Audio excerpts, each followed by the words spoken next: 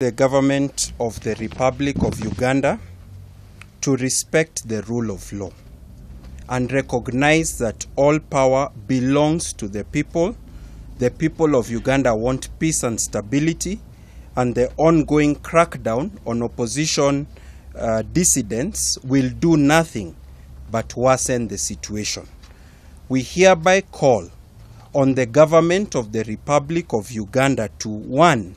Launch a thorough, independent and impartial investigation, including appropriate forensic investigations into how Yasin Kawuma was killed with a shot to his head.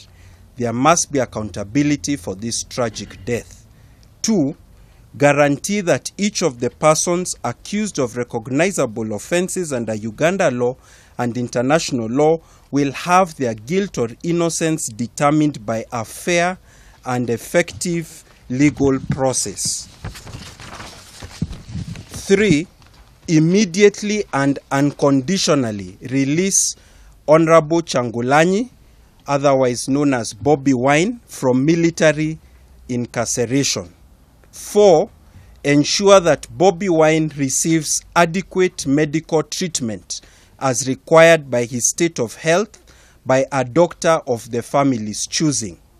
5. Promptly, impartially, and thoroughly investigate all allegations of torture and other ill treatment in detention, make the findings of the investigation public, and bring those found culpable to justice in proceedings that meet international fair trial standards without recourse to the death penalty. We are troubled that the government of the Republic of Uganda is willfully disregarding international law, such as the Treaty for the Establishment of the East African Community, the United Nations Convention Against Torture, the African Charter on Human and People's Rights, the Universal Declaration on Human Rights, and the International Covenant on Civil and Political Rights.